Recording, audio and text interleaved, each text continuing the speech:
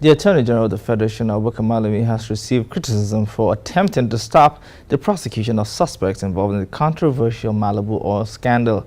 This followed news making the rounds that the Attorney General has already written a letter to President Muhammadu Buhari urging him to drop corruption charges against those alleged to have been involved in that deal.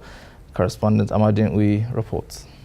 The controversial sale of OPL 245 oil block in 2011 to Shell Petroleum Development Company and Ajib Eni from Malabu Oil and Gas Limited has proven to be an alleged case of fraud that has tilted back and forth in recent times. With prominent names like the former Minister of Petroleum Resources, Danny Tete, another former petroleum minister serving at the time, Diezani Alison Madueke, and the former Attorney General of the Federation, Mohamed Adoke, all mentioned as being facilitators of the sale. Nigerians are begging for answers to many questions which surround the fraud. The Malabu oil deal, since it came into limelight, has been laden with controversies.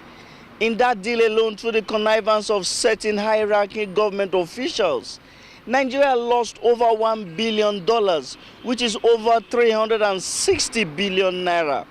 The EFCC has been on a manhunt to prosecute those involved. But recently, the Attorney General of the Federation, exercising his rights as the chief law officer of the country, advised the EFCC through a letter to withdraw prosecution of those suspected to be involved, claiming there is inadequate evidence to prosecute them.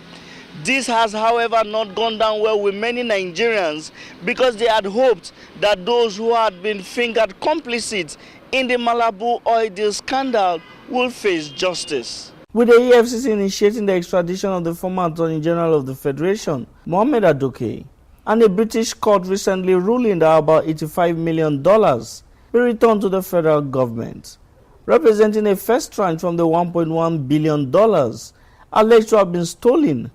The chairman of the Presidential Advisory Committee Against Corruption, Professor Ishe Shage, has criticized the Attorney General of the Federation for advising the federal government to drop prosecution charges against those arraigned. In a recent interview with journalists, he says, the fraud is criminal in nature and government must leave no stone unturned in its quest to bring those culpable to book. From Abuja, Amadin Uyi, STV News.